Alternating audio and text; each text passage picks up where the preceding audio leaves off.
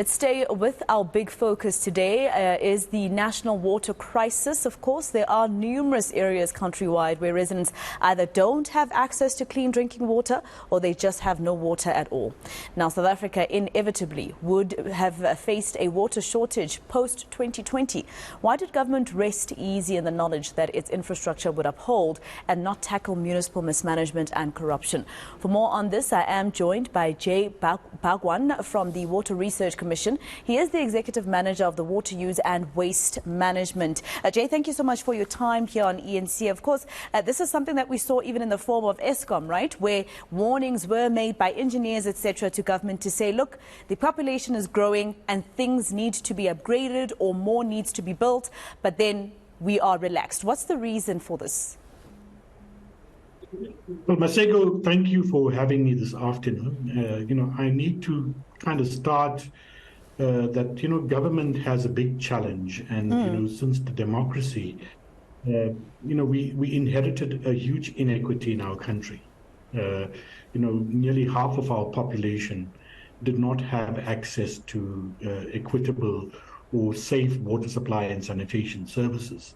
Yeah. So they've been, the balancing act and in terms of as rapidly as possible, trying to close the gap of that inequity, from our history.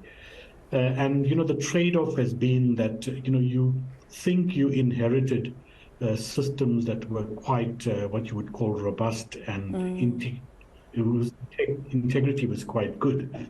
And because they all varied, until it sort of pops out, you don't see it. So what we've come to, and it's not unusual. I mean, this is, something that many places, even in the developed world, in the United States, places in Detroit, etc., reach a stage where suddenly, these factors come together in a very iterative way to create a huge problem and a crisis.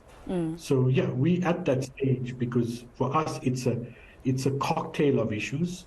Suddenly, we have huge water consumption that is outstripping the demand on the back of a system that is leaking quite profusely.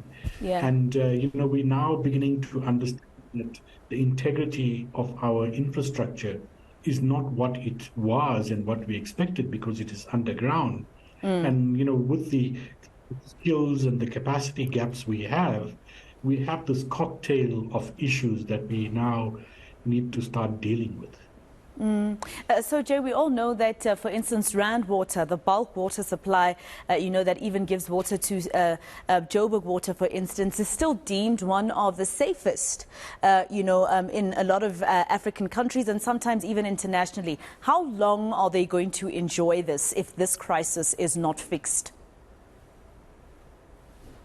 So look, my own personal view, and I'm a water professional, and I keep telling people globally, etc., that Rand Water is the Disneyland of water globally. Is the what? Excuse me, sorry, I didn't hear you there. The Disneyland of water supply, at a global level. Yeah. The state of operation that we run at Rand Water is far ahead of many places in the world. Okay, and it's one single facility to generate more than 1,500 megaliters a day is not seen in many parts of the world. So one thing we're privileged is that we have a first-class facility. Unfortunately, in our history, we are going to get some of these vulnerable events, and at this point in time, these things are surfacing, together with all sorts of problems, and that makes it very complicated when you have all these issues come together. Which one do you tackle first? And start calling it a crisis, but otherwise, if everything was equal and in succession, we'd have managed the problem quite easily. But I still maintain, that, we have a very good outfit in Rand Water. We need to give them the space and the time. It's unfortunate that you're trying to tackle this challenge in the time where user behavior is outstripping And I what guess the municipal system can do. bylaws as well that are not being enforced here and there, but also the private sector. When can they start stepping in?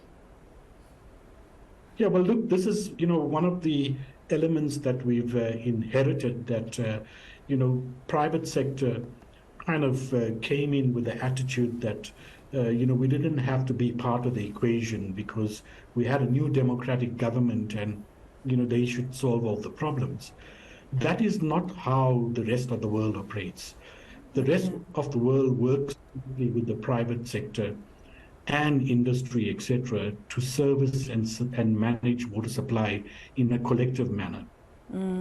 Our history has not seen that gap close, and now we have this opportunity to work with big industry and the private sector. And I'm saying big industry because we have a lot of competencies in the mines, in the ESCOMs, on the big industrial areas, etc., that are managing and treating water for industrial processes that we can harness and harvest and pull the kind of competencies and the skills required to manage this problem that we have, because it is also a problem of capacity and competency, because the systems have grown beyond the kind of the amount of people that we need to manage it.